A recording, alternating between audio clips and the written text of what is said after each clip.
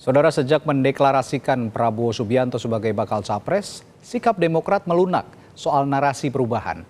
Usai Rapimnas Demokrat, Ketua Umum AHY menyebut akan melanjutkan jika ada yang baik dari kerja pemerintah.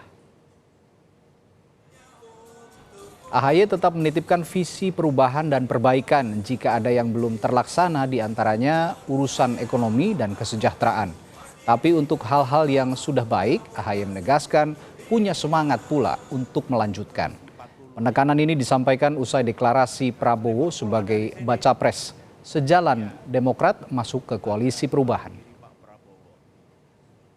Presiden kita yang akan datang, yang telah selama ini Partai Demokrat perjuangkan, termasuk dalam urusan ekonomi dan kesejahteraan, urusan penegakan hukum dan keadilan, demokrasi dan kebebasan berpendapat, dan lain-lain, agar bisa kita lakukan bersama-sama, melakukan perbaikan itu.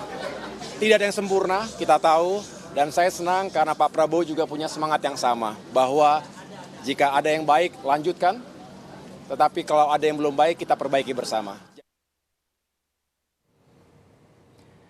Saat acara deklarasi capres atau bakal capres Demokrat, bakal capres Gerindra Prabowo Subianto kembali mengingatkan cita-cita rakyat adil dan sejahtera, seperti yang telah dijalankan seluruh presiden sejak era Presiden Soekarno hingga Megawati Soekarnoputri, SBY, dan saat ini Joko Widodo.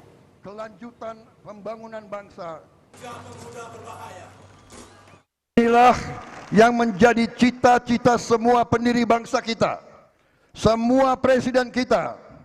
Sejak Presiden Soekarno, Presiden Soeharto, Presiden Habibie, Presiden Abdurrahman Wahid, Presiden Megawati, Presiden Susilo Bambang Yudhoyono, hingga sampai saat ini kepemimpinan Presiden Joko Widodo. Kemerdekaan suatu bangsa kita ketahui bersama hanya bisa berarti apabila rakyatnya hidup dalam keadaan berkecukupan dan dalam keadaan bahagia.